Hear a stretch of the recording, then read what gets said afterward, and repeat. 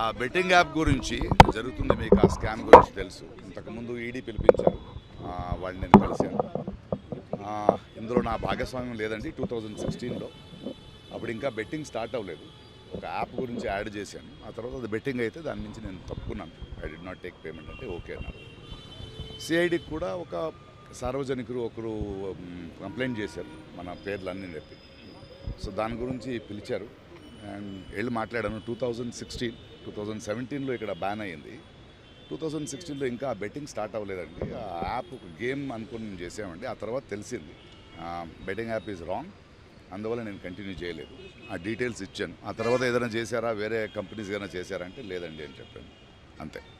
Bank స్టేట్మెంట్స్ని అప్పుడే ఇచ్చాము, అందులో ఏమీ లేదని తెలిసింది. బట్ ఒకటి మా మాధ్యమం మూలంగా చెప్తున్నది, ఏదో అది కొందరు పెద్దవాళ్ళు చేశారు, వాళ్ళు చేశారు రూల్స్ అని కాదు. Betting app is wrong. Okay, అది చాలా యంగ్స్టర్స్ జీవితాలు పాడైపోతున్నాయి. 2016లో మనకు తెలియదు, అది ఇంకా యాప్గా ఉంది, ఇంకా బెట్టింగ్ స్టార్ట్ అవ్వలేదు. బట్ ఎప్పుడైతే బెట్టింగ్ స్టార్ట్ అయ్యి అది బ్యాన్ అయిందో, యంగ్స్టర్స్కి నేను ఈ మూలంగా చెప్పేది ఒకటే, అంటే నేను బెట్టింగ్ యాప్ డబ్బులు పెట్టి చేయమని నేను యాడ్ చేయలేదని చెప్పడం చాలా ఈజీ. అలా కాదు, అది తెలిసి చేసినా తెలియక చేసినా తప్పే. యంగ్స్టర్స్ ప్రజలు అర్థం చేసుకోవాలి. మనం కష్టపడదాం, కష్టపడి సంపాదిస్తాం.